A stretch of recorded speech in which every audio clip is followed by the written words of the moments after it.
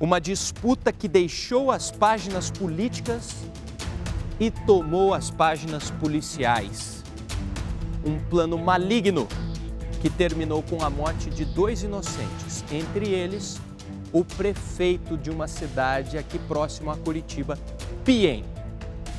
O caso chocou toda a capital paranaense, todo o estado do Paraná e agora volta a ser destaque, porque começou hoje o julgamento dos acusados.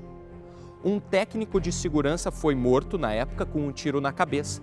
E 6 dias depois, o prefeito recém-eleito foi assassinado da mesma forma. O primeiro pode ter morrido por engano. De acordo com o Ministério Público, o crime contou com 2 mandantes. Um ex-prefeito da mesma cidade, Piên. Outro ex-presidente da Câmara da cidade. O ex-prefeito que teria mandado matar o vencedor das eleições. O julgamento começa hoje. O Vinícius Rangel lembra todo esse caso pra gente e fala desse julgamento agora na tela da Massa.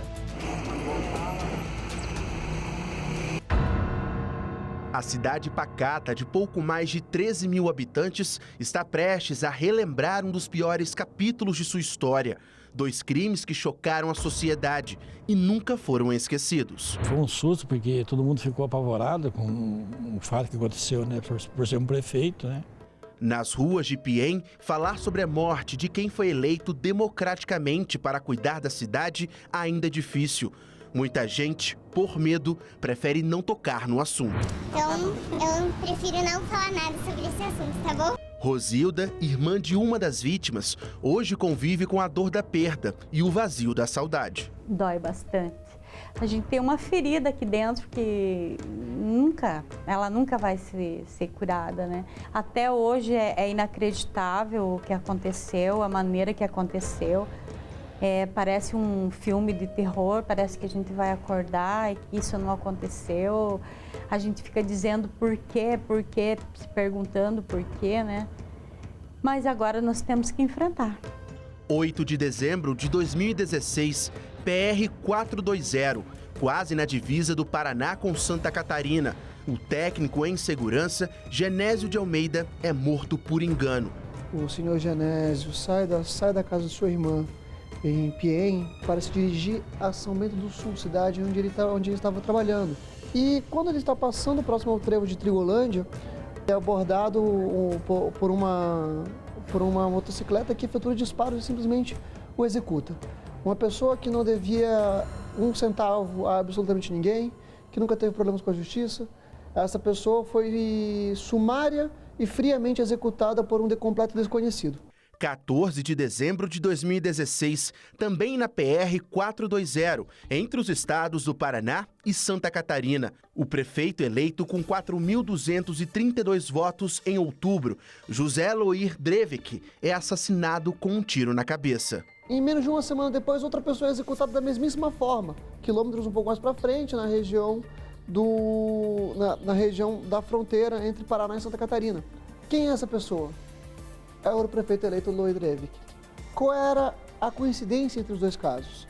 Ambos tinham fisionomias físicas parecidas, ambos eram fisicamente parecidos, e ambos saíram da mesma região do centro de Piên em direção à mesma cidade, São Bento do Sul.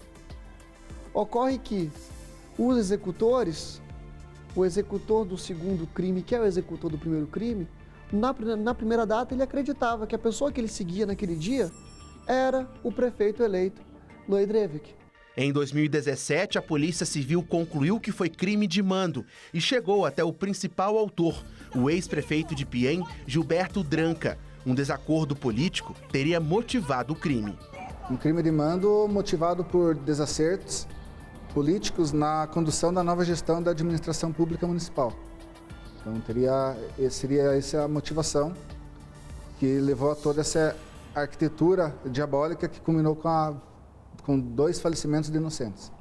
Segundo o Ministério Público, a ação criminosa contou com 2 mandantes, Gilberto Dranca e Leonides Mach, que é ex-presidente da Câmara Municipal. Além deles, teve o articulador, Osvandir Pedrini, e o executor, Hamilton Padilha, que está foragido do sistema prisional de Santa Catarina. O executor ele se evadiu, né, da unidade prisional de Santa Catarina, está em local incerto e não sabido.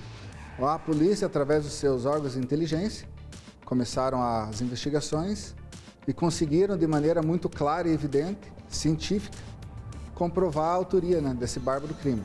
25 testemunhas foram convocadas pela defesa dos réus. Elas devem ser ouvidas no júri, que pode durar pelo menos 3 dias. Esse julgamento deve ser um dos mais longos daqui do Paraná. Se condenados, os réus podem pegar até 30 anos de prisão pelo duplo homicídio. Eles devem ser ouvidos novamente no júri. Assim como a acusação pode também intimar uma das 25 pessoas. Para o advogado de Genésio, não restam dúvidas da atuação do grupo criminoso. Provas que comprovam a ligação entre os mandantes, a ligação dos mandantes com o articulador, com o assassino, e como isso tudo se deu. E como essas provas colhidas se ligam a cada uma dessas pessoas. Isso está, para a gente, bastante configurado. Os acusados do duplo assassinato estão respondendo o processo em liberdade, com uso de tornozeleira eletrônica, e andam tranquilamente pela cidade.